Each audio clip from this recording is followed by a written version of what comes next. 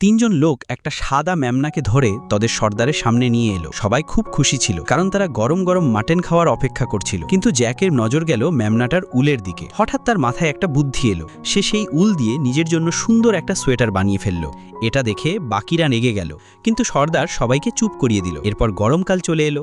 Jack ঘামে একদম ভিজে যাচ্ছিল, তার অবস্থা খুব খারাপ হয়ে গিয়েছিল। ঠিক তখনই ছোট্ট মেমনাটা লাফাতে লাফাতে তার কাছে এলো। তার নরম উল দেখে জ্যাকের মাথায় আবার নতুন একটা আইডিয়া এলো। সে নিজের জন্য আরেকটা নতুন সোয়েটার বানালো। সেটা দেখে কাজের মেয়েরা খুশি হয়ে সোয়েটারটা ছুঁতে লাগলো, কিন্তু জ্যাক সবাইকে দূরে সরিয়ে দিল। ধীরে ধীরে শীত চলে এলো। জ্যাক অনেক ভারী কাপড় পরে একটা রেস্টুরেন্টে গেল। কষ্ট করে সে সব ভারী কাপড় খুলল, কিন্তু খাবার অর্ডার করতে যেতেই মালিক বলল দোকান বন্ধ হয়ে গেছে। বাধ্য হয়ে জ্যাককে আবার সব কাপড় পরতে হলো। ঠিক তখনই সে দেখল ছোট্ট মেমনাটা ঠান্ডায় একটুও কষ্ট পাচ্ছে না। তার মাথায় আবার নতুন একটা বুদ্ধি এলো। সে উল দিয়ে নতুন একটা সোয়েটার বানালো। সেটা ছিল হালকা, নরম আর খুব গরম। এখন সে ঠান্ডার চিন্তা ছাড়াই যে কোনো জায়গায় যেতে পারত। দেখতে দেখতেই আবার গরমকাল চলে এলো। জ্যাক আর ছোট্ট মেমনাটা একসাথে ব্যায়াম করছিল। সবাই ঘামে ভিজে যাচ্ছিল, কিন্তু মেমনাটার একটুও গরম লাগছিল না। এটা দেখে জ্যাক গরমের জন্য বিশেষ উলের একটা সোয়েটার বানিয়ে ফেলল। এখন সে গরম অনুভব না করেই আরামে নাচতে পারত।